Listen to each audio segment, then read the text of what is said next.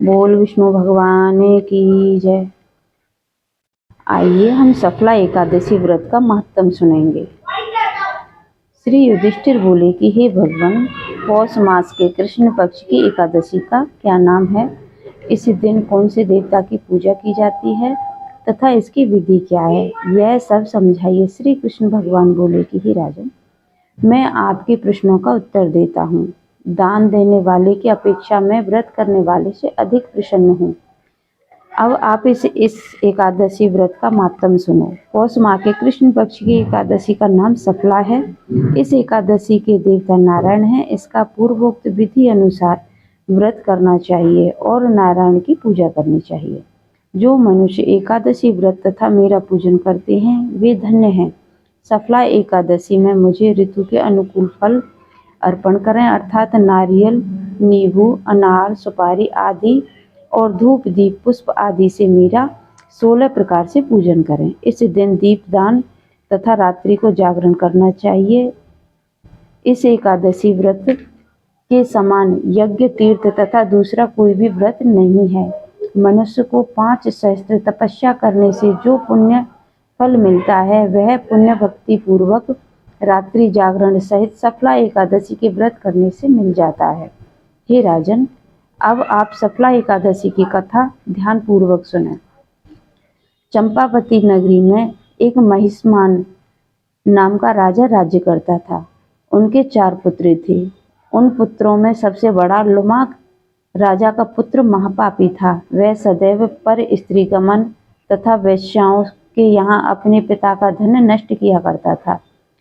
वह देवता, ब्राह्मण, वैष्णव आदि की निंदा किया करता था। जब पिता को अपने बड़े पुत्र के बारे में समाचार ज्ञात हुआ तब उसको अपने राज्य से निकाल दिया गया।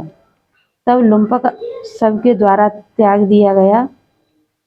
तब वह विचार करने लगा कि अब मैं क्या करूं और कहाँ जाऊं। अंत में वह दिन में वन में रहने लगा और रात्रि को अपने पिता की नगरी में चोरी तथा अन्य कुकर्म करने लगा। जिस वन में वह रहता था वह भगवान को अत्यंत प्रिय था। उस वन में एक बहुत पुराना पीपल का वृक्ष था। सब देवताओं का क्रीड़ा स्थल था।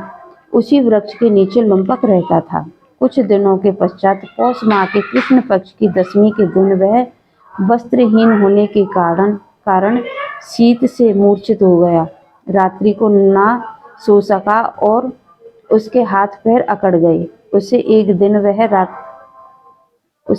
वह रात्रि बड़ी कठिनता से बीती, परंतु सूर्य नारायण के उदय होने पर भी उसकी मूर्छा ना गई। सफला एकादशी के मध्याह्न तक वह दुराचारी मूर्छित ही पड़ा रहा। जब सूर्य की गर्मी से उसे होश आया तो वह अपने स्थान से उठकर वन से भोजन की खोज में चल पड़ा।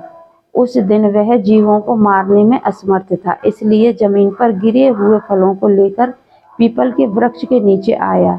जब सूर्य भगवान अस्ताचल को प्रस्थान कर गए तब फलों को पीपल की जड़ के पास रखकर कहने लगा कि हे भगवान, इन फलों से आप ही तृप्त हुए। ऐसा कहकर वह रोने लगा और रात्रि को उसे नींद न आई। इस महापापी के व्रत तथा रात्रि जागरण से भगवान अत्यंत प्रसन्न हुए और उसके समस्त पाप नष्ट हो गए। प्रातः ही एक दिव्य घोड़ा अनेकों सुंदर वस्तुओं से सजा उसके सामने आ खड़ा हो गया और आकाशवाणी हुई कि हे राजन, राजपुत्र, भगवान नारायण के प्रभाव से तेरे समस्त पाप नष्ट हो गए हैं। अब तू अपने पिता के पास जाकर राज्य प्राप्त कर। लुम्पक ने जब ऐसी आकाशवाणी सुनी तो वह अत्यंत प्रसन्न हुआ और हे भगवान, आपकी जय हो ऐसा कहता हुआ सुंदर वस्त्रों को धारण कर अपने पिता के पास गया।